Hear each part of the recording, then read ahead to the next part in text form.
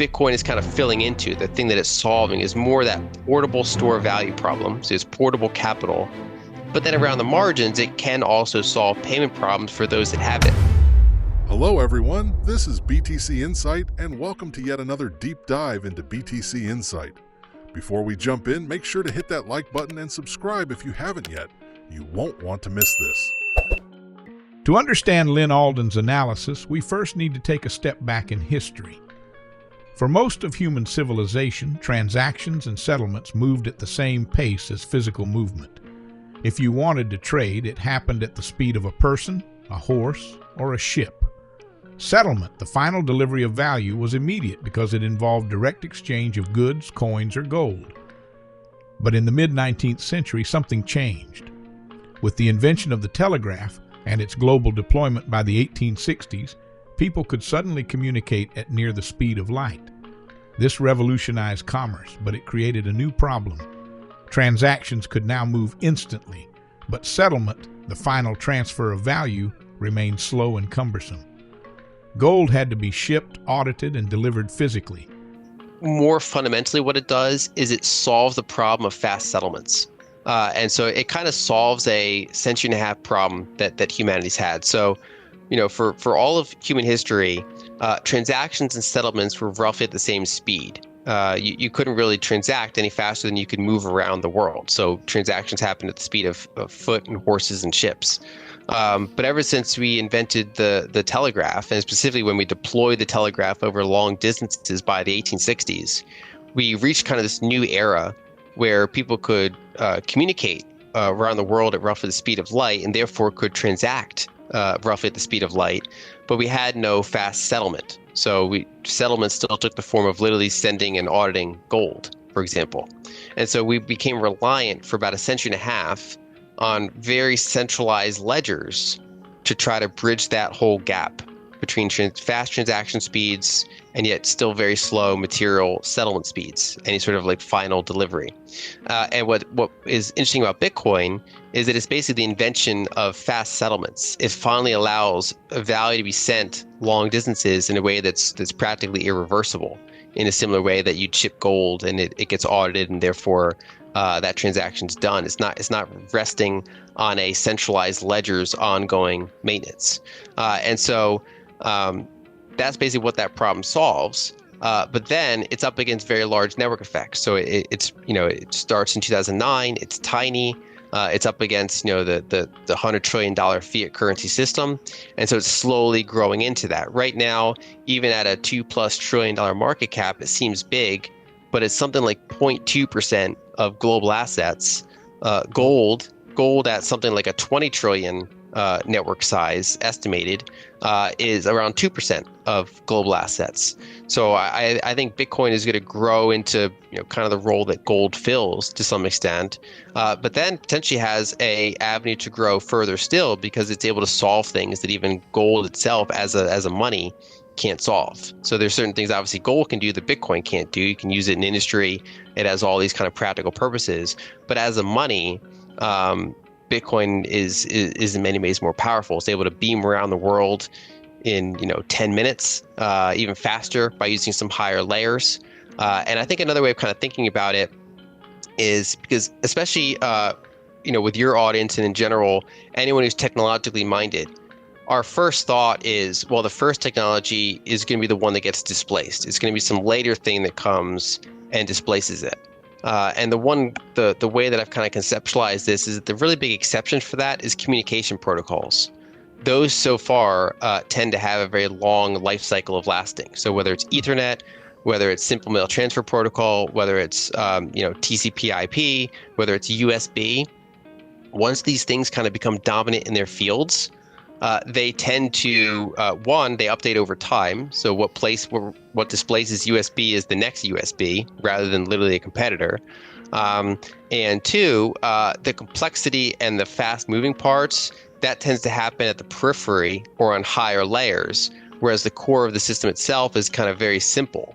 And I think that Bitcoin's kind of following a similar approach, which is this new communication protocol that exists. And in this case, it's a communication of value. and it's achieved basically network effect dominance. So it becomes increasingly less likely that something within its own field will displace it in a similar way that Ethernet and USB and others have kind of achieved dominance. And therefore, it's going to grow into whatever total addressable market it has, which I think is north of gold's current 2% of global assets. A key insight from Alden is that Bitcoin should be understood as a protocol, like TCP/IP for the internet or USB for hardware devices. Once a protocol gains dominance, it tends not to be displaced by competitors. Instead, it evolves, with new layers and updates improving functionality while the base layer remains intact. Think about it. Ethernet, email protocols, and USB have all been around for decades. They're not replaced, but rather upgraded by newer versions. Bitcoin, Alden argues, follows the same pattern. It's not just another asset, but a communication protocol for value. And once such a protocol establishes network effects, it becomes increasingly unlikely that a competitor will overtake it. That's why Alden is skeptical of most altcoins. While they may gain traction during hype cycles, their long-term staying power is weak compared to Bitcoin's dominant network effect. Over and over, altcoins rise in value relative to Bitcoin during speculative booms, but eventually decline and fail to recover. Bitcoin, by contrast, has steadily cemented its role as the standard. People in developing countries have, and then even in developed countries, we just have a slower version of it, is where are we going to store our value? So that's something that basically 8 billion people in the world have as a problem. Payment problems, while some people have them, they're way less universal. Most people in developed countries don't think I have all these payment frictions all the time. Now, certain areas do. There has been, for example, debanking. In certain countries, people have the issue. Like I point out that there's over 40 currencies in Africa. There's over 30 currencies in Latin America. So we can imagine in the United States, if every state had a currency, and imagine all the cross-border frictions, not just in terms of payments, but in terms of cross-state lending and things like that. So if an entity in New York wants to lend to an entity in Michigan, and you're balancing 50 different currencies, and so a lot of the world actually kind of lives under that type of friction-filled system. So they, especially in a cross-border sense, you're more likely to have payment frictions. So I think that the problem that Bitcoin is kind of filling into, the thing that it's solving, is more that portable store value problem. So it's portable capital. But then around the margins, it can also solve payment problems for those that have it. But then in addition, that's a crowded field. So for example, stablecoins, not for every person, but for a lot of people, stablecoins solve a lot of their frictions as well. So going back to that example about Africa, like you'll see a lot of stablecoin volumes happening in several countries there, like Nigeria, because especially for shorter term holding and paying, stablecoins are equal or in some cases better than Bitcoin at that specific task. And where Bitcoin really shines is that over that long arc of time, it can't really be sanctioned. It's not centralized. It doesn't debase. It's truly permissionless rather than this kind of centralized node on top of a blockchain. And so I think over time it grows into more of that payments aspect. But I think in the current time where it's high volatility and it's growing into its total addressable market, it more serves as that kind of portable capital aspect. That someone figured that out, you can do it with Bitcoin. It was actually written about by Pierre Richard back in 2014. He wrote an article called Speculative Attack, and he's like, someone's going to figure out that if you can borrow fiat currency and buy Bitcoin, you're just going to keep doing it over and over and over again. That started happening 6 years later in 2020, and it's been happening ever since. And we're starting to see it in other companies as well. So MetaPlanet of Japan, a bunch of others. I think that makes sense. I do think that this cycle will hit a degree of froth in it, and so some of these levered entities will get shaken out. We've also seen, altcoin treasury companies spinning up, which I think, looking back years from now, will probably not be seen as very positive things to have done, to, use leverage to kind of stick altcoins in a publicly traded vehicle. Just because they're going to wipe out value? Why would we look back and say bad idea? Because it wipes out value. Yeah. I think basically there's been a long history of, altcoins have one or two good cycles under their belt. When they come out, they get launched, they get hype, but then they kind of roll over relative to Bitcoin and then never really recover. So that's been kind of the case over and over and over again. And I kind of expect that to keep happening just because of that, communication network effect aspect that I talked about before. Basically, it's something that I think there's a difference between like a hedge fund holding a trade versus a publicly traded company using it as a long-term treasury asset. I think Bitcoin has met that standard.